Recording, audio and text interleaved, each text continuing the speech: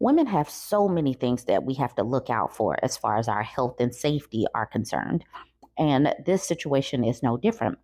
This woman posted this in the Coworker story subreddit. She says, my coworker showed up to my apartment unannounced. So she's a 26-year-old woman. He's a 36-year-old man. She says, my coworker knows where I live because we've had the same ride home a few times. He had been over once before to help bring my groceries upstairs. We stopped at the store on the way home. We were a little flirty for a few days, but I ultimately rejected him long before this happened. He was pressuring, immature, and I didn't like the age gap. I live by myself with my daughter, and this especially made me anxious because of that. Luckily, she was at her dad's at the time. It was 7 a.m. when I'm usually sleeping. He woke me up with the doorbell. According to him, he got stranded because his truck broke down. So he walked 2 miles to get to my apartment. His home is closer than that, by the way. I offered to give him a ride, but when I went to grab my stuff, he followed me in and tried to kiss me. I ran outside because he can be pushy. Once he got outside, I offered to call him a cab. He said no, and I went back inside. This happened a while ago, and I barely talked to him for a few days. It's a little awkward now, but I've been planning on getting another job for unrelated reasons.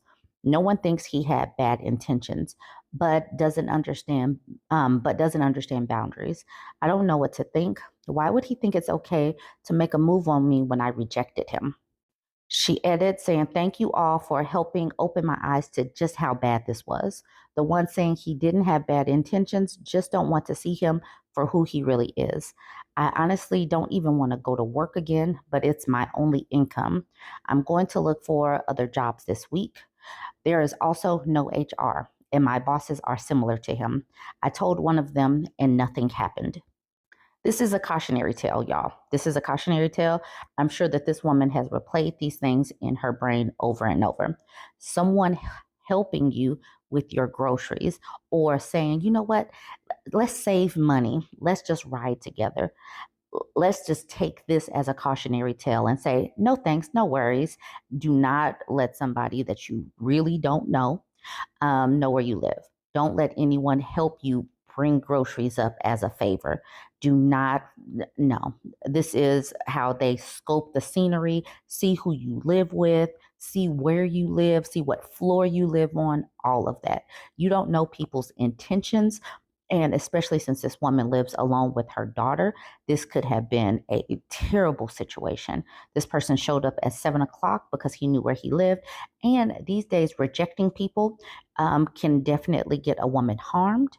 So it is best to keep those boundaries. You are a coworker. Stop trying to form relationships at work. This is the reason why okay. I think this is one of the reasons why men are pushing for a return to office. And I think that women are safer at work from home because they don't have to worry about rejecting people at all. And men do hunt, for relationships or victims at work. So please just keep that coworker boundary, keep that up, keep that professionalism, and don't where you eat. Don't shit where you eat. That is an old saying that will help you. But like I said, rejecting people, you really don't know how they're going to react when you reject them. So flirtiness is a no-go. Not don't allow people to help you up with your stuff into your home because they're probably just trying to see who lives there. And even if you're saving a couple of dollars, do not share a ride home. Like I said, let's just take this as a cautionary tale. Okay, so this is where someone was telling her to turn him into HR. And she's like, unfortunately, I work in a family owned restaurant and my bosses are good friends with him with similar personalities. I did tell one of them, but nothing came of it. This is another reason I'm looking for a different job. Sugar Cat Girl says, do you have family there? Are you safe? Best of luck with the new job. She says, yes, I have a lot of people close by that care about me and they know what happened. My apartment also has cameras and is in a safe area. He hasn't done anything since, but I still keep pepper spray by him and keep a chair in front of the door for the noise if someone tries to break in. I started seeing a man since, and he's here a lot, which makes me feel even safer. My coworker is aware of him too. Thank you. I appreciate the kind words. And then Hyena Straight says, a suggestion if you don't already have one, get an Alexa. You can actually voice program them to call the police, a friend for help. If even in a bad situation, but can still yell. Even using a code phrase, as I found out from fiddling with mine. Okay, so that's a good suggestion. This person continues, I sort of laughed when given an Alexa and a hub thing. I really only used it for music.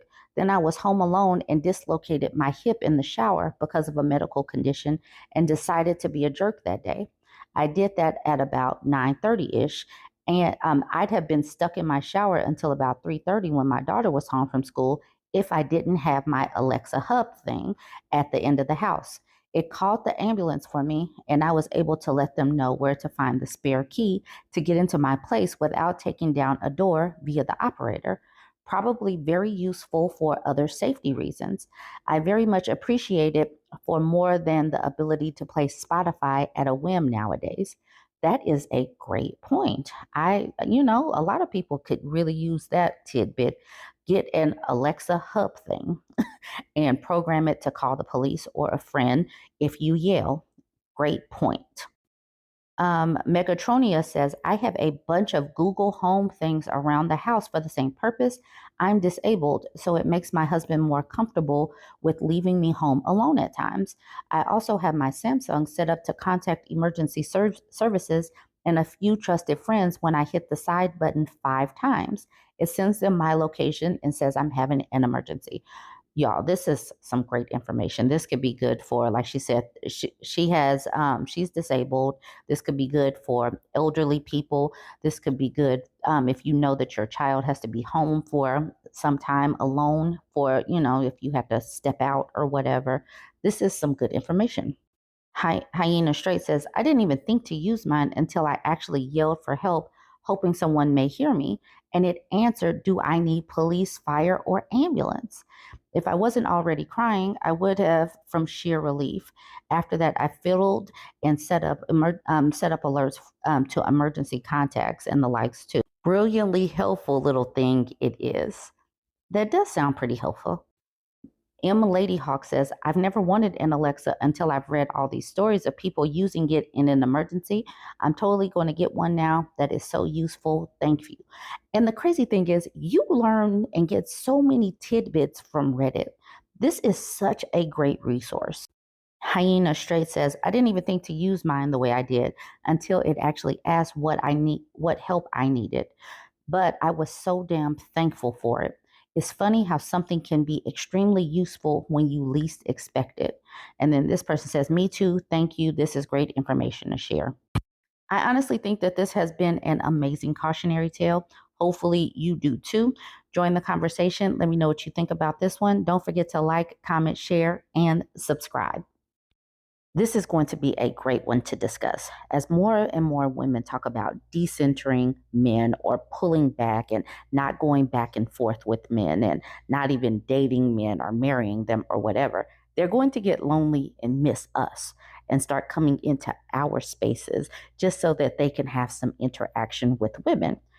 This was posted in the Autism in Women subreddit, and they're talking about men joining women subreddits just to jump in and just be there. She says, this is more of a rant than anything else about a pet peeve of mine that makes me really appreciate this sub, but I'm curious if other women here have noticed this. So, on other subreddits that are women dominated, but but allow men to post, i.e., makeup subs, fashion, craft, pop music subs, etc., I've noticed that very often that cis men have a tendency to make these posts making their presence known. Like on the nail subreddits, oftentimes if a man is posting, his post will be titled, I'm a man and I like to paint my nails. And then it's the worst manicure that I've ever seen, but that doesn't matter because it still has 2,000 upvotes. It doesn't always bother me to see men in woman dominated spaces, but it does bother me how often they seek to be applauded and recognized for being there. Like, unless you crochet that sweater with your penis, your gender is wholly irrelevant here. And I think that we really need to hone in on that part right there because that is a bar. Unless you crochet that sweater with your peen, your gender is wholly irrelevant here. Yes, having a peen to them is something that needs to be applauded. I cooked and cleaned, and I have a peen. Yay, me. Just showing up. Or a man will make a post like, I'm a man who has never engaged in your inferior woman hobby, but I need to buy my wife a gift. Any ideas? And then that will have 500 upvotes and be filled with comments like, oh my God, you're the best husband ever. She's so lucky to have you. And I sit there absolutely stupefied. How is she lucky to have someone who clearly has chosen to offload the mental task of figuring out what their spouse wants? And ladies, the bar is in hell if you are congratulating somebody for looking for a gift.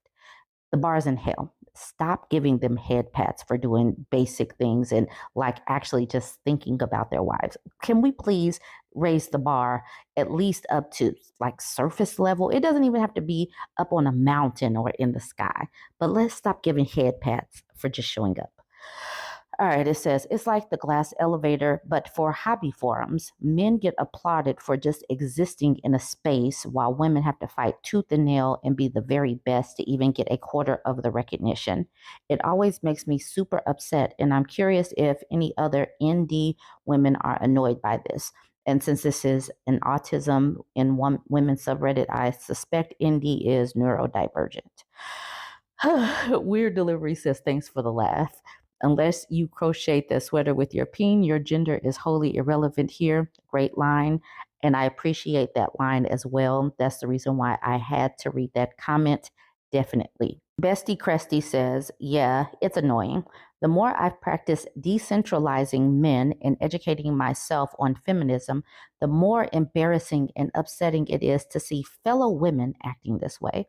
I don't intend to be mean by saying that, of course. It's just the way we've been socialized since birth, pretty much all across the globe for millennia, to coddle, handhold, elevate, make space for, and sacrifice our time for men just because they're men. It's really infuriating. I've noticed that this happens in male dominated spaces too, but the women usually get on, sexualized, otherwise objectified. My partner, a man, engages in a hobby that's enjoyed by probably 95% men. Anytime a woman shows up just to make a normal post, while she'll get a bunch of likes, she's also bombarded with comments sexualizing her or misogynistic remarks demeaning her. I've noticed dudes will respond jealously with she only has so many likes and follows because she's a woman in the hobby, but then ignore the fact that most of her comments and engagement are by men who don't even respect her or see her as a human being. I got to ranting there. LOL. Yeah, being a woman and thinking that you're going to go into a man's space, you know that you're going to get these comments. So why are women so welcoming of men in women's spaces? Ladies, we've got you don't have to be demeaning or dehumanizing, but we do not have to give head pats to men for just showing up and being a man. This person says, I will only have one nitpick. I don't think that asking on a subreddit what a spouse could want. Google isn't always perfect, especially not with tons of AI generated slop. Sometimes you want more human input from someone who actually does the hobby, such as, I don't know jack about cars. And if I dated someone into cars, I would probably go on a sub 4 car enthusiast to ask them what they would want. But yeah, the fact that these posts get such engagement is kind of disappointing. And then Redcap Skywell says, if I've said it once, I said it a million times. Many men absolutely get a thrill out of invading spaces intended for women. And not only do they not quietly observe, they go out of their way to assert themselves. That is so true. Back in the day, there was a website about women's issues and rights that had a forum. There was a brother site about men's rights that also had a forum. The forum on the women's site was overrun by men. The men's forum was just men. Women stuck to their forum. But not only did they regularly post there, they were also posting on the women's forum. Another case in point is the Chick Flicks sub here on Reddit. It's intended to be a safe, women only place to share and discuss erotic content. The mods are constantly having to fight to keep men from taking it over. They have thousands of other subs that exclusively cater to them, yet they will not refrain from commenting, posting typical male gaze, and sexually harassing and messaging the women who post there. I am so glad that women in so many different spaces are talking about these things. It's like we all had a collective light bulb that switched on at one time. It's so great. Ladies, keep an eye out for this. And when they come into my space in particular and they just want to overrun it, they don't just want to touch base and they say, as a man, and then leave all of their comments and they're not really there to listen and learn to women, they got to go. They got to go. They can go make their content over on their own pages, get their 200 views, no engagement, and then, they can put their as a man comments over there. Join the conversation. Let me know what you think about this one. Don't forget to like, share, and subscribe. All right. I was sent this and my eyes jumped out of the socket as I read this. And I want to remind us all women's brains are much smaller because science, and men are the most logical leaders. Just keep that in mind as I read this. This woman posted this in the Ask Women Over 60 subreddit saying, stunned to say the least. She says, so we were having a Friendsgiving since a lot of us are orphans with kids living far away. We supplied the ham and a bunch of sides, and everyone brought a side dish or dessert. Hubby's buddy, single, insisted on bringing the turkey, which was surprising, but okay. We agreed to start around 1, and people started arriving around 12:30. We started setting things up. I put the rolls in the top oven, and we started glazing the spiral ham in the bottom oven and having a pre-meal cocktail. Right at 1, the friend shows up with a turkey that required cooking. For the life of me, I couldn't figure out what happened. He just kept saying that that we said arrive at 1 and that we never said we'd eat at 1 or he would have come early. Apparently, he thought he was responsible for getting the raw turkey and I guess bringing it raw so I could cook it. As graciously as I could, I put it into the oven while we ate and sent leftover turkey home with everyone. For the love of heaven, this is a grown man. Why would I think I'd have to tell him to bring cooked food? I promise you, this is not some internet hoax story. It was awkward as hell, and I had no idea how to smoothly manage it. The fact that she needs to smoothly manage an adult male. And this, like I said, this is in the Ask Women Over 60 subreddit. So this is a man that's been around a while. How often are people bringing food to Thanksgiving dinner? Even if he's never cooked anything, has he ever just shown up, been there, and someone brought a turkey?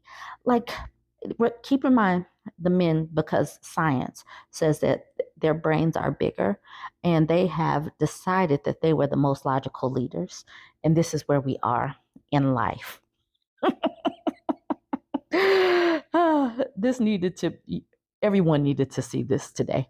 Lost Figure says, you handled it perfectly. Thank goodness you had the ham. That guy clearly did not understand the time commitment to cooking a turkey or didn't understand that just bring it raw is a cultural faux pas. Good on you, though. Morbid Madame says, he probably thought it was a woman's job to cook it. And then this person, probably a woman, says, unjustified insult towards men. You must be a joy to be around, even though she's specifically talking about this one man. And then this person has to think it's about all men, even though she made a comment about one man. And then this next person, who is a man, says, yep, you figured us men out. Why the F did I click this? Yes, why did you click this? And why, even though she's talking about one man, do you think she is talking about all men? Like, do these people get context clues? Like, why would they think that she's talking about all men? But this person, Summer's Always Best, says, no idea, go away. A lone regular says she was clearly talking about one moron, not all morons. And then this person says, good seeing you, Cletus. I gotta go. Morbid Madame says, this reminds me of the story. I wasn't born yet. Y'all need to see this. Where my dad and his friend thought a full frozen turkey would take too long to defrost, so they decided to cut it in two with a chainsaw in the middle of the kitchen. It's a miracle I'm even here. My mom should have walked away. Mental ad says, I just had to take my asthma inhaler after almost killing myself laughing. And then this person says, better to die from laughter than foolishly attempting to prep a frozen turkey using a chainsaw inside the house. You all needed this laugh on today. And I hope that it made you smile. Join the conversation. Let me know what you think. Don't forget to like, comment, and share.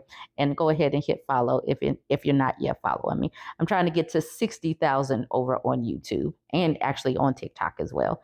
All right. Oh my goodness. This was hilarious. I'm sorry, y'all. I'm still laughing. Join the conversation though. So I needed to put this on the end. This woman is speaking in French, and I am just so tickled. I don't exactly know what she's saying, but I do know what she is talking about because of the pictures that she is showing. So if you understand French, you can go ahead and listen, but I was just kind of tickled at this video. Oyez, step 2 of self-defense tools. Le pire, c'est genre, je suis full habillé pareil que l'autre vidéo. Je pense, j'avais ça pis ça. C'est ça? Écoute, c'est la thématique. C'est la thématique! C'est ça, j'ai arrangé le toupette comme ça. J'ai vu cette idée-là passer plusieurs fois. Tu sais, ici au Canada, tu peux pas avoir de pepper spray, right? But you can get spray paint. Moi je peins sur bien les affaires, hein, mais tu sais, t'as un gros format. Mais tu sais, c'est comme pas tellement, tu sais, genre travel size, mais genre t'en as des petits. Fait que probablement, tu sais, genre après ça, la personne est quand même assez facile à identifier parce que crois-moi, pour avoir peinturé plein d'affaires ici avec ça, genre ça attache longtemps.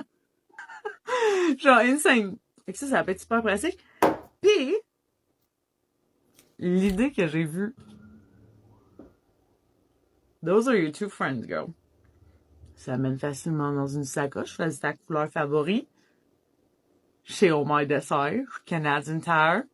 Ain't that fucking smart? Mais c'est ça, allez vous en chercher. Check, moi j'ai un petit rose, c'est full beau. C'est justement que j'ai fait avec ça. Genre, c'était full beau. J'ai fait ça avec, genre, des Cheerios. Puis du papier d'aluminium.